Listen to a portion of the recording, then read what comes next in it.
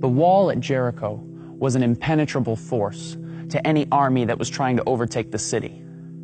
Before even dealing with the wall, the attacking troops would have to navigate their way across a 27-foot wide, 9-foot deep pit that lined the outer edges of the city. Then there was the wall itself, a 17-foot high, 5-foot thick, pure mass of solid stone. If the attacking army managed to get this far without being shot down by archers, all that was left was to defeat the well-trained Canaanite army that was waiting within. This was the reality for a young leader named Joshua and his ragtag Israelite army. These Israelites, who had seen an entire generation live and die while wandering through the desert, were tired, hungry, and facing what seemed like an impossible task, a hopeless situation. Now, I haven't lived very long, but I've lived long enough to know this, that running into walls is a part of life. And the bigger the wall, the more hopeless the situation can seem. The large walls of sickness, loss, divorce, addiction, they pop up all around us and they seem impenetrable.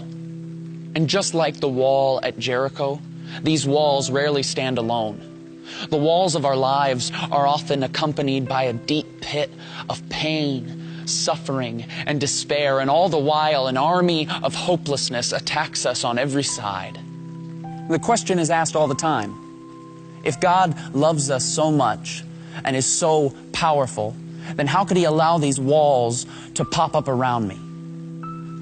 Now, I don't pretend to have the answer to any of those questions, nor do I pretend to understand just how deep or dark your suffering has been. I simply want to suggest that maybe God does His best work from seemingly hopeless situations.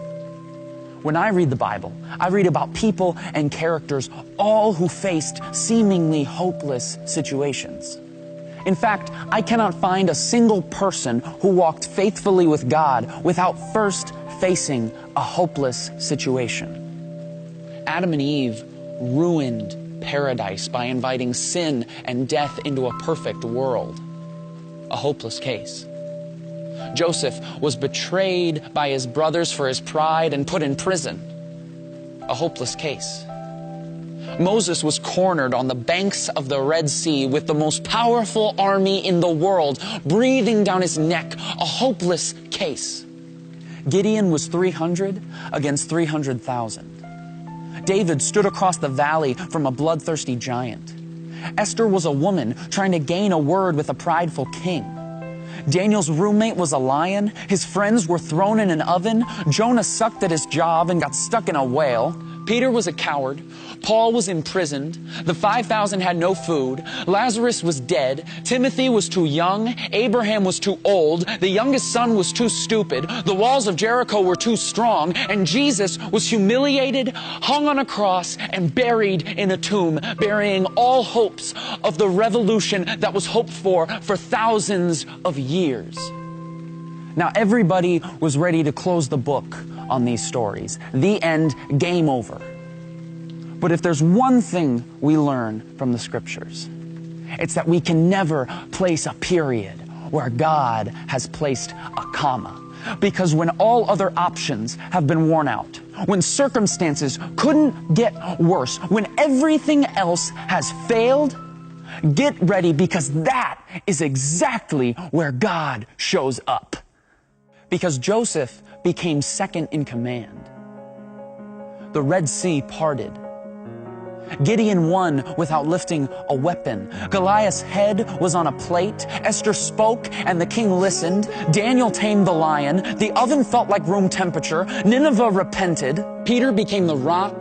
Paul rejoiced. 12 basketfuls were left over. Lazarus was just kidding. Timothy built a church. Abraham built a family. The youngest son came home to a party. The walls of Jericho came a-tumbling down. And Jesus Christ pulled off the resurrection, defeating sin and death. And the creation that had been marred so many years ago was now restored for all time. With God, what seems like a hopeless situation is not only possible, it's favorable. Because only God can turn a mess into a message. Only God can turn a trial into a triumph, a test into a testimony, and a victim into a victory. His power is made perfect in weakness. So let us rejoice in our trials and hold unswervingly to the hope we profess, because he who promised is faithful, was faithful, and will always be faithful, no matter how hopeless the situation.